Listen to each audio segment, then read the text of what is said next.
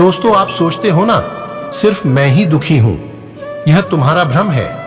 जो तुम्हें सुखी दिखाई दे रहे हैं वह तुमसे भी ज्यादा दुखी हैं। इस दुनिया में एकमात्र वही सुखी है जिसने अपने अंदर जाकर खुद को पा लिया है। दोस्तों, सत्य की भूख सबको लगता है, लेकिन जब सत्य परोसा जाता है तो बहुत कम ही लोगों को इसका स्वाद पसंद आता है। मनुष्य जीवन मिलना भाग्य की बात है, मृत्यु होना तो समय की बात है, परंतु मृत्यु के बाद भी लोगों के हृदय में जीवित रहना यह तो कर्मों की ही बात है। श्री कृष्ण कहते हैं, किसी से मोह इतना ना करें कि बुराइयां छिप जाएं और घृणा इतनी ना करें कि अच्छाई देख ही ना पाए।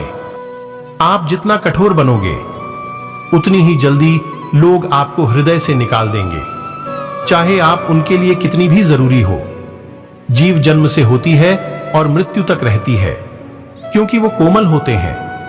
दांत जन्म के बाद आते हैं और मृत्यु से पहले चले जाते हैं, क्योंकि वो कठोर होते हैं। अज्ञानी होने में कुछ गलत नहीं है, लेकिन जिद्दी होना, इस बात पर जोर देना कि आपकी मूर्खता ज्ञान है, ये एक समस्या की बात है। कभी किसी का अपमान मत करो। आप शक्तिशाली ताकतवर हो, अच्छी बात है, लेकिन समय आपसे भी अधिक शक्तिशाली है, ये बात कभी मत भूलना। हमेशा याद रखें कि ईश्वर के सिवा आपके आंसू, दुख, दर्द और कोई भी नहीं समझ सकता है। चाहे जितने भी मुश्किल आए, ईश्वर को कभी मत भूलना। भगवान श्री कृष्ण कहते हैं, नियत और सोच अच्छी होनी चाहिए। बातें तो हर कोई अच्छी कर लेता है, प्रेम ही वो बंधन है जिसमें सारे जगत को बांधने वाला ईश्वर स्वयं ही बंध जाता है। मुश्किल परिस्थिति हमारे लिए आईने की तरह होती है, जो हमारी क्षमताओं का सही आवाज हमें कराते हैं।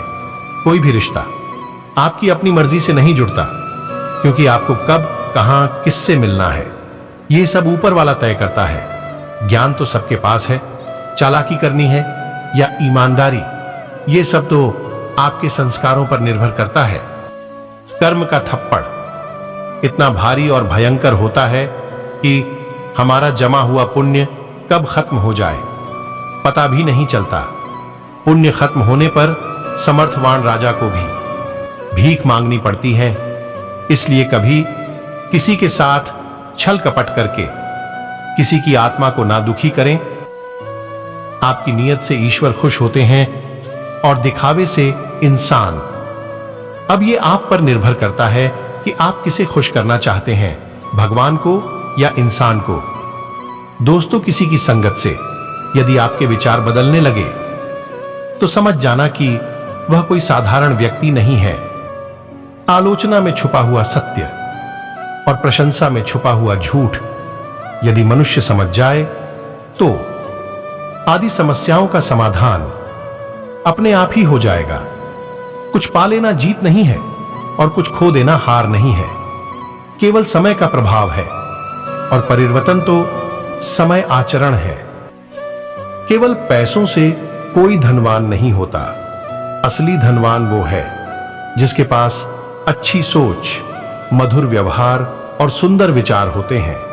हर करीबी इंसान को अपना राज मत बताओ, क्योंकि जो आज आपके साथ हैं वह कल आपके खिलाफ भी हो सकते हैं।